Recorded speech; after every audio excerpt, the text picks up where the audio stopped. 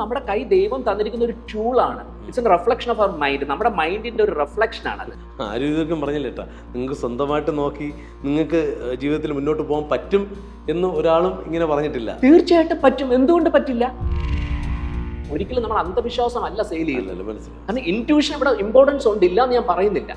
വിശ്വാസത്തോടൊപ്പം തന്നെ ഇതിന്റെ ലോജിക്കൽ ബാക്ക്ഗ്രൗണ്ടും കൂടെ നമ്മൾ അനലൈസ് ചെയ്യണം. അല്ല, ഈ പഴയ കാലത്ത് ആൾക്കാർ ഉപയോഗിച്ചിരുന്ന ഒരു തന്ത്രമായിരുന്നത് ഒരു കസ്റ്റമർ വരണമല്ലോ.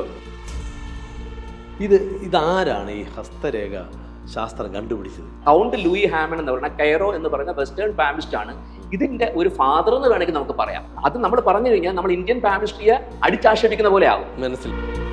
മുമ്പ് അവരെന്താ പറയുന്നത്? നിങ്ങൾക്ക് ലോട്ടറി അടിക്കാൻ പോകുന്നു, உங்களுக்கு ഒരു പെണ്ണ് വர போற, உங்களை நினைச்சொரு பெண்ணு அங்கே இருக்க, அந்த பொண்ணு உங்களை பற்றி நினைச்சிட்டு இருக்கு. ഇവരൊക്കെയാണ് ഇതിന്റെ മീഡിയേറ്റർ. നമസ്കാരം. ഹസ്തരേഖ, കയ്യിലില്ലാത്ത രേഖകളൊന്നുമില്ല. പക്ഷെ എന്ത് രേഖ ഉണ്ടെങ്കിലും ചില പ്രശ്നങ്ങൾ വരുമ്പോൾ നമ്മൾ ആ രേഖകൾ ശരിയായ ദിശയിലല്ല നമ്മൾ നോക്കുന്നതെങ്കിൽ, അല്ലെങ്കിൽ ശരിയായ മാർഗനിർദ്ദേശമല്ല നമുക്ക് തരുന്നതെങ്കിൽ നമ്മൾ പെടും. എന്നാൽ അത്തരം രേഖകളിൽ പ്രാവീണ്യം തെളിയിച്ച അഭിഭാഷകനായ സായിറാം പി സഞ്ജയ്, അദ്ദേഹമാണ് ഇന്ന് നമ്മുടെ ഒപ്പം ഉള്ളത്. സ്വാഗതം. ജയ് സായിറാം. ജയ് സായിറാം. ഞാൻ നേരത്തെ പറഞ്ഞായിരുന്നു, ഈ ഹസ്തരേഖ ശരിയായ രീതിയിൽ നോക്കിയില്ലെങ്കിലുള്ള പ്രശ്നം. ഒരുപാട് രേഖകളുണ്ട് ഇതിനകത്ത്. ചിലർ ചോദിക്കും, ഇതിലൊക്കെ എന്തെങ്കിലും കാര്യമുണ്ടോ എന്നൊക്കെ പറയുന്ന ആൾക്കാരും ഉണ്ടാവും. പണ്ട് കാലങ്ങളിലെ നമ്മുടെ ഈ വീടുകളിലൊക്കെ കൈനോട്ടം നോക്കാനായിട്ട് ചില അമ്മമാരോ പ്രായം ചെന്ന ആൾക്കാരൊക്കെ ഇങ്ങനെ വരും. വന്നിട്ട് നമ്മൾ കൊടുക്കുന്ന ദക്ഷിണ, നിങ്ങൾ ദക്ഷിണ വയ്ക്കുക. ആദ്യം ഒരു മുഖലക്ഷണം പറയും, നമ്മളിങ്ങനെ ഒന്ന് സൂപ്പിക്കും. എന്നിട്ട് പറയും, ബാക്കി പറയണമെങ്കിൽ ദക്ഷിണ വെച്ച്, അല്ലേ, ദക്ഷിണ വെച്ച് കഴിഞ്ഞാൽ ബാക്കി ഫുള്ള് പറയാം. അപ്പോഴത്തേക്കും നമുക്കൊരു ക്യൂരിയോസിറ്റി ആയി നമ്മളത് ചെയ്യുന്ന പതിവ്. പക്ഷേ ഇപ്പോഴത്തെ കാലത്ത് അവരെയൊന്നും കാണാനില്ല. ഇപ്പോൾ ഉണ്ട്, ചില അമ്പലങ്ങളുടെ പരിസരത്തൊക്കെ കുറച്ച് ആൾക്കാരുണ്ട്. ഇന്ന് തലമുറ മാറി, കാലം മാറി, ടെക്നോളജിയായി. അവരുടെ പഴയ പ്രവചനവും അല്ലെങ്കിൽ ഇന്ന് പഠിച്ചു പറയുന്ന പ്രവചനങ്ങളും, ചില സിദ്ധി എന്നൊക്കെ അന്ന് അങ്ങ് എന്നോട് പറഞ്ഞിട്ടുണ്ടായിരുന്നു. ഇത് തമ്മിൽ എന്തെങ്കിലുമൊക്കെ ബന്ധമുണ്ടോ? തീർച്ചയായിട്ടും. നമുക്ക് നല്ലൊരു ക്വസ്റ്റ്യനാണ് ആദ്യമായിട്ട് തന്നെ ചോദിച്ചു തുടങ്ങുന്നത്. ഹസ്തരേഖയുടെ ഒരു പ്രാധാന്യത്തെ പറ്റി ആദ്യം മനസ്സിലാക്കേണ്ടത് ഒരു വസ്തുത തന്നെയാണ്. അപ്പോൾ നമ്മൾ എന്താണ് ഹസ്തരേഖയ്ക്ക് ഒരു സ്പെഷ്യൽ അഡ്വാൻറ്റേജ് അവിടെ വരുന്നത് എന്നുള്ളതാണ്. അപ്പം നമ്മുടെ ഇതെന്ന് പറയുന്നത് പിന്നെ മാൻ മെയ്ഡ് അല്ല, ഇത് ഈശ്വരന്റെ സൃഷ്ടിയാണ്. കയ്യിൽ അമ്മയുടെ ഗർഭപാത്രത്തിൽ ഒരു കുഞ്ഞ് ജനിച്ച് 3 മാസമാകുമ്പോൾ, ആ ജീവന്റെ തുടിപ്പ് 3 മാസമാകുമ്പോൾ തന്നെ ബ്രെയിൻ ഗ്രോത്ത് തുടങ്ങുന്ന സമയത്ത് തന്നെ ഈ കുഞ്ഞിന്റെ കൈകളിൽ രേഖകൾ സ്ഥാപിക്കപ്പെടുകയാണ്. അപ്പോൾ ആ കുഞ്ഞ് എങ്ങനെയാകണം ആയിരിക്കണം എന്നുള്ളതിന്റെ ഒരു വെളിപ്പെടുത്തൽ കയ്യിലൂടെ നമുക്ക് അറിയാൻ പറ്റുമെന്നുള്ളതാണ്. ഒരു ആസ്ട്രോളജിയെ ബേസ് ചെയ്തൊരു എടുക്കുമ്പോൾ, ആസ്ട്രോളജി എന്ന് പറയുന്ന ശാസ്ത്രം അടിസ്ഥാനപരമായി സത്യമാകുകയും, എന്നാൽ അതിൽ നമ്മൾ കൊടുക്കുന്ന സമയം തെറ്റിപ്പോയി കഴിഞ്ഞാൽ നമ്മളുടെ നിന്ന് നമ്മൾ ധരിക്കുന്ന ഹൊറോസ്കോപ്പിൽ മിസ്റ്റേക്ക് വരികയും ചെയ്യാം. അവിടെയാണ് കൈക്കൊരു വളരെ ഇമ്പോർട്ടൻസ് നമുക്ക് മുന്നിലോട്ട് വരുന്നത്. ഇപ്പൊ നമ്മൾ തന്നെ പ്രഭാതത്തിൽ നമ്മൾ പറയുന്ന ആചാര്യന്മാർ പറയുന്നു, രാവിലെ എണീച്ച് തുടങ്ങി ആ ഒരു ദിവസം തുടങ്ങുമ്പോൾ നമ്മളെ കൈകൾ നോക്കിക്കൊണ്ട് കരാഗ്രേ വസ്തേ ലക്ഷ്മി, കരമധ്യേ സരസ്വതി, കരമൂലേ സ്ഥിതേ ഗൗരി, പ്രഭാതേ കരദർശനേ. അപ്പോൾ കൈക്കകത്ത് തന്നെയാണ് എല്ലാ ദേവതകളും കുടികൊള്ളുന്നു എന്നുള്ളൊരു സത്യത്തോടു കൂടിയാണ് ആചാര്യന്മാർ പോലും പറഞ്ഞിരിക്കുന്നത്. അപ്പോൾ അത്രയും അടിസ്ഥാനപരമായ ഒരു സത്യമാണ് കൈകളിലൂടെ നമുക്ക് അറിയാൻ പറ്റുന്നത്. ഒരു വ്യക്തിയെ സംബന്ധിച്ചിടത്തോളം ആ വ്യക്തിയുടെ അടിസ്ഥാനപരമായ ആ വ്യക്തിയുടെ ഡെസ്റ്റിനി, അല്ലെങ്കിൽ ആ വ്യക്തിയുടെ സോട്ട് അനാലിസിസ്, ആ വ്യക്തിയുടെ സ്ട്രെങ്ത്, വീക്ക്നെസ്, ഓപ്പർച്യൂണിറ്റീസ്, ത്രെറ്റ്സ് എല്ലാം തന്നെ ആ വ്യക്തിക്ക് സ്വയം കൈയിലൂടെ നോക്കി മനസ്സിലാക്കാൻ പറ്റുമെന്നുള്ളതാണ്. അതായത് എനിക്ക് വേണമെങ്കിലും കൈ നോക്കിയിട്ട് നമ്മുടെ ഒരു ദിവസം അല്ലെങ്കിൽ നമുക്ക് എങ്ങനെ മുന്നോട്ട് പോകാൻ പറ്റുമെന്ന് എനിക്ക് വേണമെങ്കിൽ സാധാരണ ഒരു വ്യക്തിക്കും പറ്റുമെന്നാണോ? തീർച്ചയായിട്ടും പറ്റും, പ്രൊവൈഡഡ് ആ വ്യക്തിക്ക് അടിസ്ഥാനപരമായ ബേസിക് ഇൻഫർമേഷൻസ് ഉണ്ടെങ്കിൽ. ഇപ്പോൾ നമുക്കൊരു മറ്റൊരാളെ പ്രഡിക്റ്റ് ചെയ്യാൻ വേണ്ടിയിട്ടോ അല്ലെങ്കിൽ നമുക്ക് അതിന് കൂടുതൽ ഇൻഡെപ്ത് ആയിട്ടുള്ള നോളജിന് വേണമെങ്കിൽ നമുക്ക് തറോ നോളജിന്റെ ആവശ്യമുണ്ട്, എക്സ്പീരിയൻസ് വേണം. പക്ഷെ ബേസിക്കലി നമ്മൾ ഓരോരുത്തരും, നമ്മുടെ കൈ ദൈവം തന്നിരിക്കുന്ന ഒരു ടൂളാണ്. It's a reflection of our mind. നമ്മുടെ മൈൻഡിന്റെ ഒരു റിഫ്ലക്ഷൻ ആണത്. ആരും ഇതൊക്കെ പറഞ്ഞില്ലേട്ടാ, നിങ്ങൾക്ക് സ്വന്തമായിട്ട് നോക്കി നിങ്ങൾക്ക് ജീവിതത്തിൽ മുന്നോട്ട് പോകാൻ പറ്റും എന്ന് ഒരാളും ഇങ്ങനെ പറഞ്ഞിട്ടില്ല. തീർച്ചയായിട്ടും പറ്റും. എന്തുകൊണ്ട് പറ്റില്ല? നമുക്കൊരു രോഗാവസ്ഥ ഉണ്ടെങ്കിൽ നമ്മുടെ ശരീരം കാണിക്കുന്ന ഇൻഡിക്കേഷൻസ് എന്താണെന്ന് ഒരാള് പറഞ്ഞു തരാണ്. ഇപ്പൊ നമ്മളിപ്പോ തന്നെ നമുക്ക് ഈ പല അസുഖങ്ങളും വരുന്നതിന്റെ മുൻകൂട്ടി കാണിക്കുന്ന രോഗലക്ഷണങ്ങളെ കുറിച്ച് ഡോക്ടേഴ്സ് പറയുന്നില്ലേ, അല്ലെങ്കിൽ സയൻസ് പറയുന്നു. അപ്പൊ അതുപോലെ തന്നെ കയ്യിൽ അതിന് മുന്നേ തന്നെ ഇൻഡിക്കേഷൻസ് കാണിക്കുകയാണെങ്കിൽ നമ്മുടെ രോഗാവസ്ഥ അറിയാൻ പറ്റും.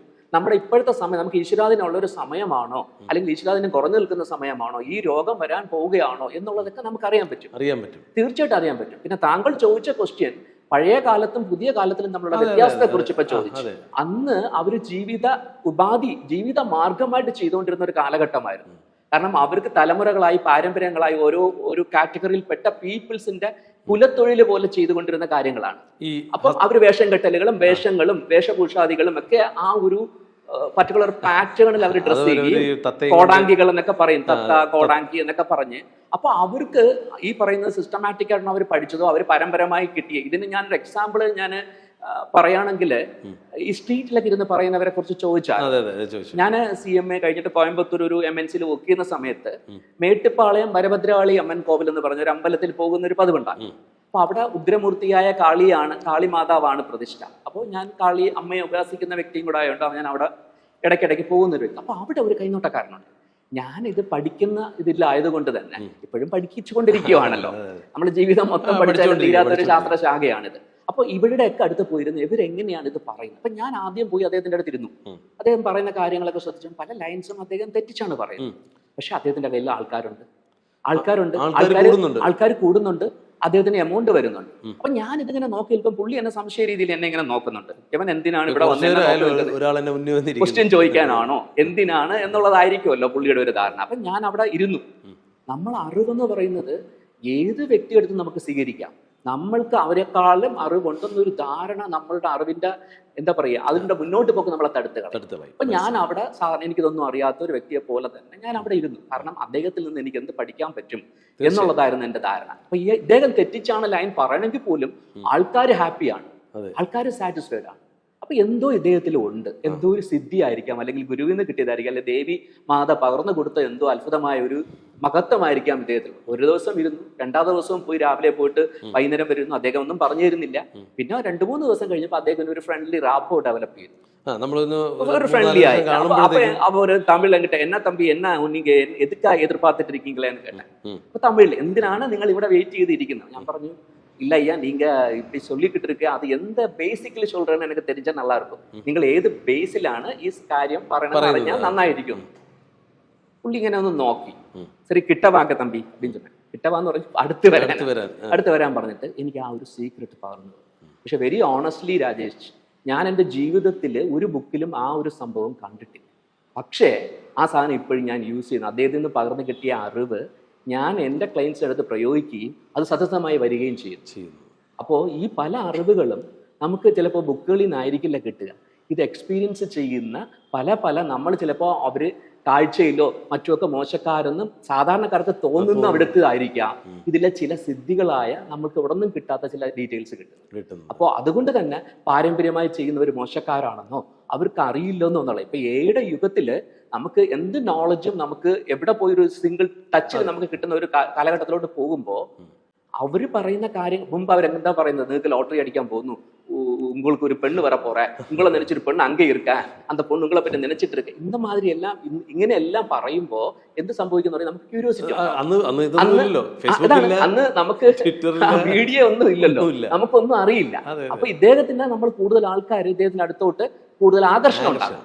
ഇപ്പൊ അങ്ങനെയല്ല, ഇപ്പൊ ടെക്നോളജി യുഗമാണ്. അല്ല, പണ്ട് ഈ പ്രണയം എന്നൊക്കെ പറയുമ്പോഴേ കത്തെഴുതുക, ആരെങ്കിലും അത് കാണാതെ കൊണ്ടുകൊടുക്കുക, വായിക്കുക, അത് ഭയങ്കര പവിത്രമായിട്ടും അല്ലെങ്കിൽ ദിവ്യമായിരുന്നു, ഭയങ്കര റിസ്കിയാണ്. ഈ റിസ്കിന്റെ ഇടയിൽ ഇവരൊക്കെയാണ് ഇതിന്റെ മീഡിയേറ്റർ. അവർ ഒരു മീഡിയേറ്റർ ആയിട്ട് ആക്ട് ചെയ്യായിരുന്നു. അപ്പം പറയും നിങ്ങളെ ഒരു അദ്ദേഹം ഉള്ളിൽ ഇങ്ങനെ ഇട്ടൊക്കെയാണ് പുള്ളിക്ക് എങ്ങനെ അറിയാം? ഒരു മനഃശാസ്ത്രം ഇതിന്റെ പിന്നില്ലേ? തീർച്ചയായിട്ടും നല്ലൊരു ക്വസ്റ്റ്യൻ ഇപ്പൊ ചോദിച്ചത്. അതിനേക്കാളും മനോഹരം, ഈ മനഃശാസ്ത്രവും ഹസ്തരേഖയുമായിട്ടാണ് ഏറ്റവും കൂടുതൽ സിങ്കായി നിൽക്കുന്ന ഒരു സാധനം. കാരണം മനഃശാസ്ത്രം ഇതിന് അടിസ്ഥാനപരമായി വളരെ ഇമ്പോർട്ടൻസ് ഉള്ള ഒരു ശാസ്ത്രശാഖയാണ് മനഃശാസ്ത്രം. കാരണം നമ്മൾ ഒരു വ്യക്തി നമ്മുടെ മുന്നിലോട്ട് കടന്നു വരുമ്പോൾ ആ വ്യക്തിയുടെ ജസ്റ്റേഴ്സ് പോലും നമ്മൾ തിങ്ക് ചെയ്യണം, എന്താണ് ആ വ്യക്തിയുടെ ആഗമന ഉദ്ദേശമെന്ന്. ആ നടന്നു വരുമ്പോൾ കൈകൾ ഹൈഡ് ചെയ്തുകൊണ്ടാണോ വരുന്നത്, ഈ പെരുവിരലിന് ഭയങ്കര ഇമ്പോർട്ടൻറ്റ്, പെരുവിരൽ മറച്ചു പിടിച്ചുകൊണ്ടാണോ വരുന്നത്, പെരുവിരൽ ഇങ്ങനെ കൈകൾ ഓപ്പൺ ആക്കിക്കൊണ്ടാണോ വരുന്നത്, ഇതിന് ഓരോന്നിനും ഓരോ പ്രെഡിക്ഷൻസ് ആണ്. ഇങ്ങനെ ചെയ്യുമ്പോഴേക്കും പലർക്കും ഓരോ രീതിയാണ്. അപ്പൊ പലരും പറയുന്നത് ഹസ്തരേഖയിലെ ലൈൻസ് മാത്രമാണ്. ലൈൻസ് മാത്രമല്ല, ഹസ്തരേഖയിൽ ലൈൻ ഒരു ഇൻഡിക്കേഷൻസ് മാത്രമാണ്. മൗണ്ട്സ് ഉണ്ട് മണ്ഡലങ്ങൾ എന്ന് പറയുന്നത്. മണ്ഡലങ്ങൾ. പിന്നെ അതുപോലെ നഖങ്ങൾക്ക് ഇമ്പോർട്ടൻസ് ഉണ്ട്, കൈയുടെ ഷേപ്പിന് ഇമ്പോർട്ടൻസ് ഉണ്ട്, ഫിംഗേഴ്സിന്റെ ലെങ്തിന് ഇമ്പോർട്ടൻസ് ഉണ്ട്, ഫിംഗേഴ്സിന്റെ ഷേപ്പിന് ഇമ്പോർട്ടൻസ് ഉണ്ട്, ഇത്യാദി ഫുള്ള് കാര്യങ്ങൾ അനലൈസ് ചെയ്തുകൊണ്ട് ഒരു പാക്കേജ് ആയിട്ടാണ് പറയുന്നത്.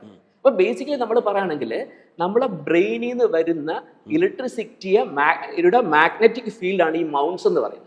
നമ്മുടെ കൈയുടെ മണ്ഡലങ്ങളിൽ 9 ഗ്രഹങ്ങളുടെ പ്ലേസസ് ഇല്ലേ, ഈ പ്ലേസസ് എന്ന് പറയുന്നത് നമ്മൾ ബ്രെയിനിൽ നിന്ന് വരുന്ന ഇലക്ട്രിസിറ്റിയെ ആകർഷിക്കുന്ന മാഗ്നറ്റിക് ഫീൽഡസ് എന്നാണ് പറയുന്നത്. അപ്പോൾ അവിടെ കാന്തികമായ ശക്തിയുള്ള തരംഗങ്ങളെ ആകർഷിക്കുന്ന ഒരു ഇതാണ് നമ്മുടെ മണ്ഡലങ്ങൾ എന്ന് പറയുന്നത്. അപ്പൊ ഈ കൈയുടെ ലൈൻ എന്ന് പറഞ്ഞാൽ നമ്മൾ ഒരു ഇലക്ട്രിസിറ്റി പ്രവഹിക്കാൻ വയറിംഗ് വേണമല്ലോ, ഒരു ലൈൻ വേണമല്ലോ, ആ ലൈനാണ് നമ്മുടെ കയ്യിൽ കാണിക്കുന്ന ലൈൻസ് എന്ന് പറയുന്നത്. അപ്പൊ ഇത് ബ്രെയിനും കൈയുമായിട്ടുള്ള കണക്ഷൻ ഭയങ്കരമാണ്. മെഡിക്കൽ സയൻസ് പറയുന്നു ബ്രെയിനിൽ നിന്ന് ഏറ്റവും കൂടുതൽ വെയിൻസ് വരുന്നത് കയ്യിലോട്ടാണ്. അപ്പോൾ എത്രത്തോളം അത് സൈക്കോളജിയുമായിട്ട് കണക്റ്റഡ് ആകുന്നു, ഇത് ഞാൻ പറയാൻ ആഗ്രഹിക്കുന്ന ഇതാണ്, സൈക്കോളജിയും ഇതുമായിട്ടാണ് കണക്റ്റഡ്. കാരണം ഇതിനകത്ത് ഒരു ശാസ്ത്രീയ അടിത്തറ, ഒരിക്കലും നമ്മൾ അന്ധവിശ്വാസമല്ല സെയിൽ ചെയ്യുന്നത്. കാരണം ഇൻറ്റ്യൂഷൻ ഇവിടെ ഇമ്പോർട്ടൻസ് ഉണ്ട്, ഇല്ല എന്ന് ഞാൻ പറയുന്നില്ല. വിശ്വാസത്തോടൊപ്പം തന്നെ ഇതിന്റെ ലോജിക്കൽ ബാക്ക്ഗ്രൗണ്ടും കൂടെ നമ്മൾ അനലൈസ് ചെയ്യണം. അല്ല, ഈ പഴയ കാലത്ത് ആൾക്കാർ ഉപയോഗിച്ചിരുന്ന ഒരു തന്ത്രമായിരുന്നു അത്. തീർച്ചയായും ഒരു കസ്റ്റമർ വരണമല്ലോ, അവൻ എൻ്റെ അടുത്ത് ഇരുന്നാലും ഒരു 10-50 രൂപ അവന് കിട്ടുള്ളൂ. അപ്പോൾ തീർച്ചയായിട്ടും അവൻ്റെ ഉള്ളിലുള്ള സംഭവം, അന്ന് ഞാൻ പറഞ്ഞു നമ്മൾ നേരത്തെ ഒരു ടെക്നോളജി ഇല്ല, എനിക്ക് വാട്സപ്പ് ഇല്ല, ഒന്നുമില്ല, ആ സമയത്താണ്. അതെ. അല്ല, നമ്മൾ ഈ പാരമ്പര്യവാദികളോ അവരൊന്നും ശരിയല്ലെന്നോ അങ്ങനെ ഒരിക്കലും നമ്മൾ പറയാൻ പാടില്ല. കാരണം അവരിലുള്ള ദിവ്യത്തെ നമുക്കറിയില്ല, പരമ്പരകളായി പകർന്നു വന്ന ആ ഒരു ക്വാളിറ്റി. അതിന് നമ്മൾ ശക്തിപാതം എന്നൊക്കെ പറയും. ഒരു ഗുരുവിൻ്റെ നിന്ന് പകർന്നു കിട്ടുന്ന വിദ്യ എന്ന് പറയുന്നത് ആ വിദ്യ മാത്രമല്ല, ആ ഗുരുവിന്റെ ശക്തിയുടെ ഒരു പാദവും ശക്തിയുടെ ഒരു പാർട്ടും കൂടെയാണ് ഷെയർ ചെയ്യപ്പെടുന്നത്. ഒരു ദീക്ഷ ഒരു ഗുരുവിന്റെ അടുത്ത് കിട്ടുക എന്ന് പറഞ്ഞാൽ തന്നെ ആ ഗുരുവിന്റെ ശക്തിയുടെ ഒരു പാർട്ട് കൂടെയാണ് നമ്മളിലോട്ട് പാസ് ഓൺ ചെയ്യുന്നത്. അപ്പോൾ ഈ പാരമ്പര്യമായിട്ട് ഇത് കിട്ടുക എന്ന് പറയുമ്പോൾ അവർ പരമ്പരയായിട്ട് ആ ശക്തി അവരിൽ പകർന്ന് കിട്ടുകയല്ലേ.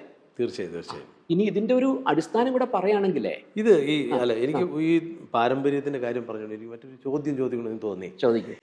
ഇതാരാണ് ഈ ഹസ്തരേഖ ശാസ്ത്രം കണ്ടുപിടിച്ചത്? എനിക്കറിയില്ല. കണ്ടുപിടിക്കുക എന്ന് പറയുന്നത് നമ്മൾ പറയുമല്ലോ. അതെ ഞാൻ പറഞ്ഞു. ഞാൻ ഒരു ക്ലീഷേ ക്വസ്റ്റ്യൻ എന്നറിയാം. അവിയലുണ്ടാക്കിയതാര്, സാമ്പാർ ഉണ്ടാക്കിയതെന്നൊക്കെ ചോദിക്കും നമ്മൾ. ഇതൊരു പാറ്റേൺ ഓഫ് ലൈഫ് സ്റ്റൈലാണ്. ഇപ്പൊ ഇതൊരു ജ്യോതിഷന്റെ ഈ ഹസ്തരേഖയെ കുറിച്ച് പറയുകയാണെങ്കിൽ സാമുദ്രിക ശാസ്ത്രത്തിന്റെ ഒരു വേറൊരു വേർഷനാണ് ഹസ്തസാമുദ്രികം എന്ന് പറയുന്നത്. ഇത് വാൽമീകിയാൽ രചിക്കപ്പെട്ടതെന്ന് ഒരു കാലഘട്ടത്തിൽ പറയുന്നുണ്ട്. പാണ്ഡവന്മാർ വനവാസ കാലം ഉണ്ടായിരുന്ന സമയത്ത് കൃഷ്ണൻ കോടാങ്കി വേഷത്തിൽ വന്നിട്ട് പാണ്ഡവർക്ക് മറ്റു ആൾക്കാരെ പറ്റി തിരിച്ചറിയാനുള്ള മെത്തഡോളജി അവർക്ക് പഠിപ്പിച്ചു കൊടുത്തത് ആണ് ഹസ്തരേഖ ശാസ്ത്രമെന്നും ഒരു രീതിക്കാർ പറയുന്നുണ്ട്. പക്ഷെ എന്തൊക്കെ തന്നെയാലും വേദങ്ങളിനെ കുറിച്ചുള്ള പരാമർശമുണ്ട്. അപ്പൊ സാമുദ്രിക മഹർഷി രചിച്ച ബൃഹത്സംഹിതയില് വരാഹമിഹിരൻ രചിച്ച ബൃഹത്സംഹിതയിലും ഇതിനെക്കുറിച്ച് പറയുന്നുണ്ട്. സാമുദ്രിക മഹർഷി രചിച്ച സാമുദ്രിക ശാസ്ത്രത്തിനകത്ത് ഹസ്തസാമുദ്രികത്തിനെ കുറിച്ച് പ്രത്യേകിച്ച് പറയുന്നത്. അപ്പൊ ആദ്യത്തെ കാലത്തില് ഒരു വ്യക്തിയെ ആൾക്കാർ അനലൈസ് ചെയ്തിരുന്നത് അവന്റെ ഉച്ചം തല തൊട്ട് ഉള്ളംകാര് വരെയുള്ള ശാരീരിക ഭാഗങ്ങളെ ഷേപ്പ് ബേസ് ചെയ്തുകൊണ്ട് അംഗലക്ഷണ ശാസ്ത്രം എന്ന് പറയുന്ന സാമുദ്രിക ശാസ്ത്രം. അവിടെ പുരുഷനെ 4ആയിട്ടും സ്ത്രീകളെ 4ആയിട്ടും കാറ്റഗറൈസ് ചെയ്തിരുന്നു. അപ്പോ അന്ന് വസ്ത്രധാരണം ഒന്നും ഇല്ലായിരുന്ന കാലഘട്ടമായിരിക്കാം. അപ്പൊ അത് നമുക്ക് ഫിസിക്കൽ പാർട്ടൊക്കെ കാണാനും മനസ്സിലാക്കാൻ അന്ന് മാരേജ് കോമ്പാക്ടിബിലിറ്റി പോലും അങ്ങനെയാണ് ചേരുന്നെന്ന് പറയപ്പെടുന്നത്. പക്ഷെ രണ്ടാമത്തെ സ്റ്റേജിൽ മനുഷ്യന് വസ്ത്രം ഇടുകയും അവൻ ശരീരങ്ങൾ മറക്കുകയും ഒക്കെ ചെയ്തു. ഇപ്പൊ മുഖസാമുദ്രികത്തിന് ഇമ്പോർട്ടൻസ് വന്നു. മുഖലക്ഷണം നോക്കി കാര്യങ്ങൾ പ്രെഡിക്റ്റ് ചെയ്യുന്ന ലെവലിൽ എങ്ങനെയുള്ള ആളാണ്, നമുക്ക് അവന്റെ കണ്ണ് എങ്ങനെയാണ്, അവന്റെ മൂക്ക് എങ്ങനെയാണ്, ചെവി എങ്ങനെയാണ്, അവന്റെ നോട്ടം കണ്ടാലേ അറിയാം ആള് ശരിയല്ല. നമ്മൾ പറയാറുണ്ട് ആള് കുറുകിയ വിശ്വസിക്കരുത്. ഇതൊക്കെ ആ ലക്ഷണശാസ്ത്ര പ്രകാരം പറയുന്നതാണ്. പിന്നെന്താ പറഞ്ഞാൽ നമ്മള് പർദ്ദ ഇടുന്ന ഇസ്ലാംസിന്റെ ഒരു റെസ്പെക്ട്, അവരുടെ ഒരു മതപരമായ ചടങ്ങെന്ന രീതിയിൽ മുഖം മറയ്ക്കാൻ തുടങ്ങിയപ്പോൾ അത് നമുക്ക് ബുദ്ധിമുട്ടാകുന്ന ലെവലായി. അങ്ങനെയാണ് ഹസ്തസാമുദ്രികത്തിന് ഇത്ര ഒരു ആധുനിക ലെവലിൽ ഹസ്തരാമത്തിന് ഇത്ര ഇമ്പോർട്ടൻസ് വന്നു. കൗണ്ട് ലൂയി ഹാമൺ എന്ന് പറയുന്ന കൈറോ എന്ന് പറയുന്ന വെസ്റ്റേൺ പാമിസ്റ്റ് ആണ് ഇതിന്റെ ഒരു ഫാദർ എന്ന് വേണമെങ്കിൽ നമുക്ക് പറയാം. അപ്പൊ എന്റെ അടുത്ത് ചോദിച്ച ക്വസ്റ്റൻ ആണ്. കാരണം അത് നമ്മൾ പറഞ്ഞു കഴിഞ്ഞാൽ നമ്മൾ ഇന്ത്യൻ പാമിസ്ട്രിയെ അടിച്ചാക്ഷേപിക്കുന്ന പോലെ ആകും. കാരണം ഇന്ത്യക്കാർ കാണാത്ത അതിന്റെ ഇമ്പോർട്ടൻസ് കണ്ടെത്തിയ ഒരു വ്യക്തിയായിരുന്നു കൗണ്ട് ലൂയി ഹാമൺ എന്ന് പറയുന്ന കൈറോ എന്ന പേരിൽ അറിയപ്പെടുന്ന മോഡേൺ വെസ്റ്റേൺ പാമിസ്റ്റ്. അദ്ദേഹം ഇന്ത്യയിൽ വന്ന് താമസിക്കുകയും വർഷങ്ങളോളം ഇന്ത്യയിൽ പല ഗുഹാക്ഷേത്രങ്ങളിലും ഒക്കെ സഞ്ചരിച്ച് അവിടെ മനുഷ്യ ചർമ്മങ്ങളിൽ ഉണക്കിയെടുത്ത മനുഷ്യ ചർമ്മങ്ങളിൽ എഴുതപ്പെട്ടിരുന്ന ഹസ്തരേഖയെ കുറിച്ചുള്ള ശാസ്ത്രവിജ്ഞാനങ്ങൾ അദ്ദേഹം ഫൈൻഡ് ചെയ്യുകയും അത് അദ്ദേഹം ഒരു ബുക്കിന്റെ രൂപത്തിൽ ഇംപ്ലിമെന്റ് ചെയ്യുകയും പല ആൾക്കാരിലും നമുക്ക് അദ്ദേഹം പരീക്ഷ നോക്കുകയൊക്കെ ചെയ്യും. നമ്മളിപ്പോ ലേറ്റസ്റ്റ് ആയിട്ട് പ്രഭാസിന്റെ ഒരു മൂവി എന്താ രാധേശ്യാം എന്നൊക്കെ പറഞ്ഞിട്ട് അതിലെ കുറെ കാര്യങ്ങൾ, ഈ കൈറോ ഫേസ് ചെയ്ത കുറെ കാര്യങ്ങൾ തന്നെ അതിനകത്ത് ആ ട്രെയിൻ യാത്രയിൽ ഉണ്ടാകുന്ന ട്രെയിൻ ആക്സിഡന്റിനെ കുറിച്ചുള്ള കാര്യങ്ങളൊക്കെ ശരിക്കും റിയൽ ഇൻസിഡൻസ് ആണ്. കൈറോ ഫേസ് റിയൽ ഇൻസിഡൻസ് ആണ്. ആ മൂവിയിൽ അത് കുറച്ച് കാണിക്കുന്നുണ്ട്. അപ്പൊ അത്രയും ആധികാരികതയുണ്ട് കൈക്ക്.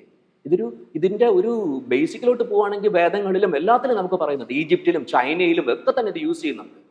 ഈവൻ ബൈബിളിൽ പോലും ഇതിന്റെ വചനങ്ങളുണ്ട്. ഇയ്യോബിന്റെ പുസ്തകം 37-ാം അധ്യായത്തിലാന്ന് പറയുന്നുണ്ട്, അവന്റെ കൈകളിൽ മുദ്രകൾ സ്ഥാപിച്ചു എന്ന് പറഞ്ഞു. അപ്പൊ ഒരു മാതവും ഇതിനെ തള്ളിക്കളയുന്നില്ല.